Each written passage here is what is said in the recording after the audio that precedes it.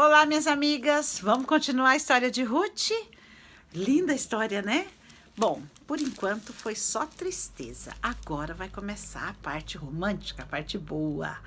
Vamos mergulhar nas páginas da Bíblia. Se você não é inscrita no canal, se inscreva, porque nós teremos muito mais histórias para contar. E se você tiver alguma sugestão, olha, eu queria saber a história de tal, põe aí que a gente conta, tá bom? A gente dá umas pesquisadas e vamos contar histórias, cada uma mais linda que a outra. Vem comigo!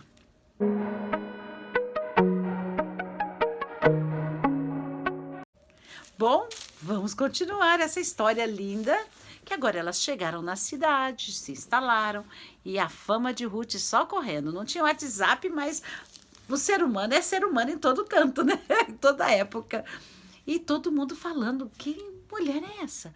Olha que bacana, olha a Noemi. Noemi perdeu tudo, mas tem uma nora maravilhosa, trabalhadeira, veio com ela. Agora ela tem uma filha.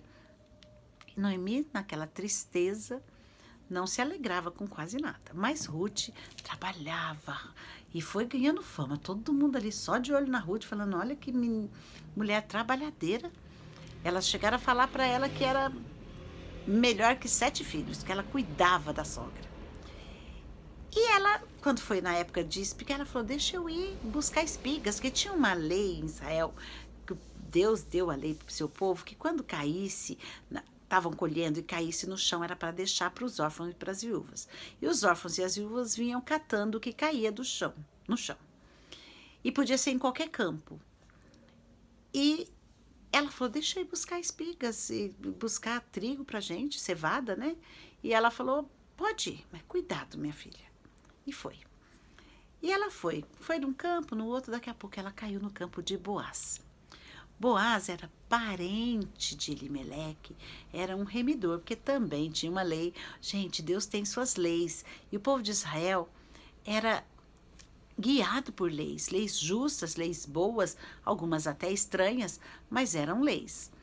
E o remidor era um parente próximo. Boaz não era o primeiro remidor, tinha um outro parente próximo, que quando acontecia, lembra, tem um outro caso de Tamar, que era nora de Judá, que se o marido morria e não tivesse filhos, a esposa casava com o irmão, logo seguido, para ter filho, para descendência do irmão, para não se morrer a descendência. E isso era um remidor. Eles podiam vender as terras, mas aí o remidor casava com a viúva, com alguém, e aí ele se unia tanto as terras, mas o nome para o filho teria um filho para ter descendência, hoje no caso seria de Elimeleque. Então eram umas leis assim, que hoje eles não seguem mais esses costumes, mas eram umas leis para segurança da herança e segurança da descendência das tribos. E o Boaz era um remidor, o segundo remidor, tinha um outro que era o parente mais próximo. E ela estava ali, colhendo espigas, trabalhadeira, todo mundo de olho, viu? A fama dela corria na cidade. Chegou o Boaz. Boaz veio de Belém para ver como estava a colheita, né? Ele era um homem rico, mas ela era jovem, ele não era jovem. Ele já era um senhor, né? E já ali olhando, viu aquela mulher, falei, provavelmente olhou e falou, olha, que mulherão. E trabalhando, mas ele já conhecia a fama dela, mas ele não sabia que era ela. Olhou e viu aquela jovem trabalhadeira, tal, não parava, chamou o funcionário e falou, quem é essa aí? Falou, essa aí é a Ruth, a nora de Noemi. Tá trabalhando desde manhã, não para nem um pouco, não para por nada. Trabalhadeira a mulher.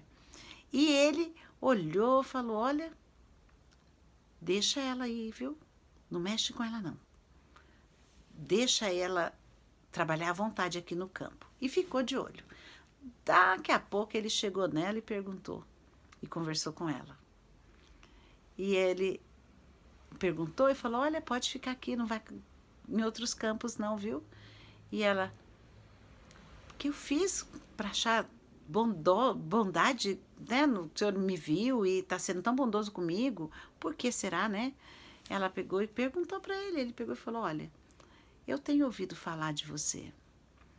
A cidade inteira fala e eu ouvi falar como você tem sido bondosa para sua sogra, depois que morreu o seu marido e o marido dela. E como você veio, largou tudo sua casa, seus deuses, sua família, suas terras e veio para um lugar que você nem conhecia e está cuidando muito bem dela. Então a cidade falou e eu acredito e acho que você merece estar aqui. Fica por aqui e olha, fica com as minhas moças. Você vai ter segurança aqui. E na hora de comer, se senta com elas e pode se servir, tá bom? E a água, pode beber água do que os meus moços tiram do poço. Porque ela não precisava carregar água, não precisava tirar a água do poço, porque os meninos tiravam para as moças e ela podia se servir daquela água. Ela ficou encantada. Ela agradeceu para ele: olha, apesar de eu ser estrangeira, o senhor está fazendo tudo isso por mim, muito agradecida. E ele só de olho. E ela ficou ali. Todos os dias ela ia buscar. E ele falou para os funcionários: olha, deixa cair bastante coisa para ela. E não perturbe, não briguem com ela, não chame atenção, deixa ela. E ela vai comer junto com as moças. Não quero que mal nenhum aconteça a ela. Eu acho que o povo já ficou: sei não. E lá, e ele só de olho. Provavelmente ela passou a colheita toda ali, não ia para outros campos, que ela chegou com tanto alimento que a Noemi falou: de onde você vem? Onde você arrumou tanta comida? Ela falou: olha, eu fui colher num campo de um tal de Boaz, homem bom, justo. Ele conversou comigo e falou para eu ir lá todo dia e mandou eu comer junto com as funcionárias dele, posso beber água do que os servos dele tira. Eu amei, tá ótimo. Trabalhei muito, tô cansadíssima, mas valeu a pena. Olha quanto alimento eu trouxe. A Noemi falou: olha, Boaz é um homem bom e ele é nosso remidor, ele é parente do meu marido. Continue lá, vai indo. Que bom que ele te aceitou, eu fico mais tranquila sabendo que você está lá, sendo bem tratada. Tá ótimo, ela foi. Aí passou a colheita toda ela lá trabalhando. Eu acredito que o Boaz foi mais vezes do que precisava no campo, viu? E só de olho, conversando, de vez em quando puxava um assunto. Conheceu Ruth conheceu o Boaz. E tá ali. Quando foi no final da colheita, a sogra chamou a Ruth e falou: olha, você sabe que eu quero teu bem, né? Você sabe que eu não faria nada para te prejudicar. Ela: claro, sogra, imagina. Gente, eu falo assim que a minha nora só me chama de sogra. E ela é uma boa nora. E ela sempre me chama de sogra. Eu acho que eu sou uma boa sogra também. A gente tem uma ótima relação. E aí eu fico imaginando a Ruth chamando a sogra. E ela falou: olha, hoje você põe a sua melhor roupa, toma um banho bem, se perfuma, põe uma roupa linda e vai, porque hoje é a festa da colheita. E o Boaz vai lá para ajoelhar o trigo e a cevada. Você, a hora que ele for deitar, fica de olho onde ele deitou. Não vai errar, hein, Ruth? E aí você se deita aos pés dele. Se deita, põe a sua capa e se deita aos pés dele. E quando ele perguntar, daí você fala que ele é o nosso remidor. A Ruth pensou e falou: olha, eu vou fazer do jeito que a senhora mandou. Isso é confiança.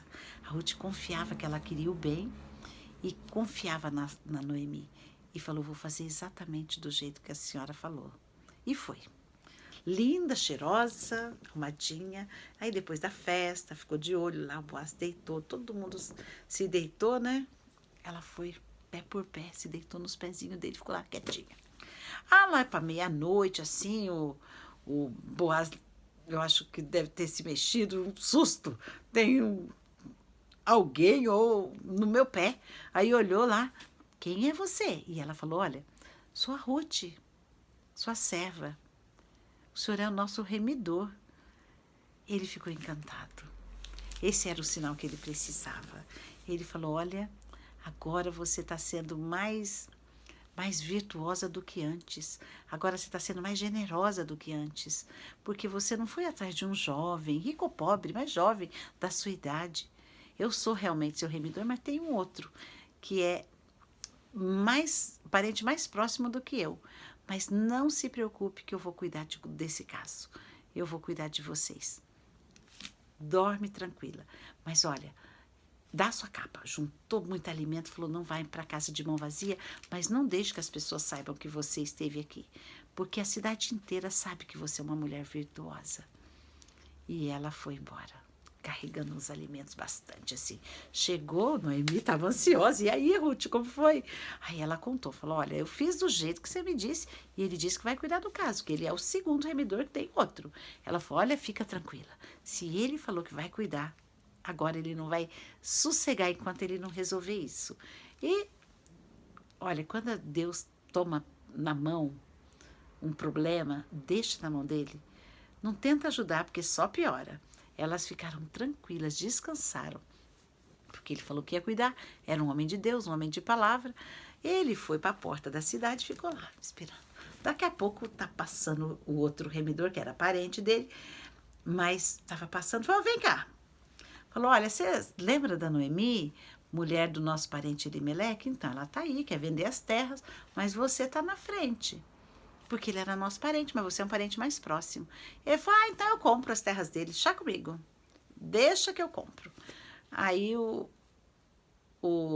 Boaz, antes disso, ele chamou testemunhas. Na porta da cidade era como se fosse o cartório, onde resolvia todas as questões. E tinha lá uns 10 homens de testemunho. Ele falou, então, só que tem uma coisa. Para você comprar as terras dela, você tem que casar com a Ruth, que é a nora dela, que era mulher do Malom, sabe? Mas ela é estrangeira, ela é lá de Moab, você tem que casar com ela. Aí o outro falou, então não quero. Então não vai dar. Vai atrapalhar minha herança, não quero não. Falou, tem certeza, o Boaz? O Boaz ainda dando uma... Você tem certeza? Tenho. Tirou o sapato, que era como, como se fosse um selo da decisão dele. Tirou o sapato e entregou para o Boaz. Boaz chamou os outros e falou, vocês estão vendo aí, são as testemunhas. Falou, estamos. Então, vocês são testemunha de que ele não quis ser o remidor. Somos. E o outro falou, não quero mesmo. E ele falou, então tá, eu serei o remidor, tá aqui as testemunhas. Correu contar para Ruth e para Noemi. E aí, imagina a alegria de Noemi, de Ruth, porque Ruth não ia querer... A mulher não tinha muito querer, viu? E ela ia casar com aquele outro que ela nem conhecia e não tinha afinidade. O Boaz já tinha uma certa afinidade, ela já conhecia. E ela sabia que era um homem bondoso. E ele preparou todos os preparativos para o casamento. Imagina uma mulher que chegou como viúva, pobre, espigando, pegando, junto com os órfãos e com as viúvas, coisas que caíam do chão. Agora ela, uma festa de casamento digna de uma princesa, porque ele era um homem de posses. Somou as posses deles com a de Elimeleque e ele fez aquela festa de casamento maravilhosa. Agora ela era a patroa, dona daqueles campos. E Deus abençoou ricamente as duas e ela teve um filho. Agora a Noemi não era mais Mara, porque ela ficou feliz, falou, o Senhor olhou para mim e me restituiu a alegria de viver, porque ela era a ama daquelas crianças, era como se fosse neto dela, e ela pegava aqueles bebês no colo, e aí as amigas falavam, olha, essa mulher, essa sua nora é melhor do que 7 filhos, que mulher, que te restaurou a alegria. E aí ela tinha um lar, ela tinha um provedor, e tinha os netos, que ela que foi a ama dos netos, e nada mais, nada menos, Ruth foi a bisavó de Davi, que ela teve um filho, pôs o nome dele de Obed. Obed foi o pai de Jessé, que foi o pai de Davi. Olha que privilégio. Ela nem imaginava, quando ela saiu da terra dela, viúva, pobre, acompanhando a sogra, que ela seria da linhagem de Jesus, esse Deus que ela aceitou. Ela seria a bisavó do rei Davi, o rei mais importante de Israel. Ela tinha uma missão. Então, quando ela falou, não insista para que eu te deixes, onde tu fores eu também irei, onde tu pousares eu pousarei, o teu povo vai ser o meu povo, o teu Deus vai ser o meu Deus. E que Deus me faça outro tanto, que se não for apenas a morte que me separe de ti. Olha que decisão.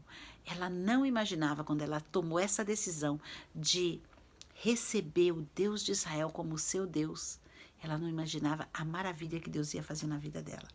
Teve uma vida de princesa, foi bisavó do rei mais importante de Israel, porque ela confiou nesse Deus que nós já conhecemos. Olha, eu sou apaixonada pela história de Ruth e que Deus nos abençoe para que a gente entregue as nossos projetos, os nossos planos. A nossa parte é ser fiel a Deus. A nossa parte é ser generosa. A nossa parte é andar em conformidade com a palavra de Deus. E Deus tem projetos fantásticos para a minha vida e para a sua. Vamos deixar Deus ser Deus na nossa vida? Ruth deixou e olha onde Deus a colocou. Que missão, hein? Que missão e que privilégio fazer parte da genealogia de Jesus. E Deus tem projetos para nós também. Você é uma princesa de Jesus, você é um príncipe de Jesus e Deus tem projetos assim que não passa pela nossa cabeça. Vamos deixar Deus ser Deus na nossa vida. As coisas podem estar ruins hoje, mas se a gente confiar em Deus, tem tudo para dar certo. Beijo, beijo, beijo. Foi muito bom estar aqui com vocês. Até a nossa próxima história. Tchau, tchau.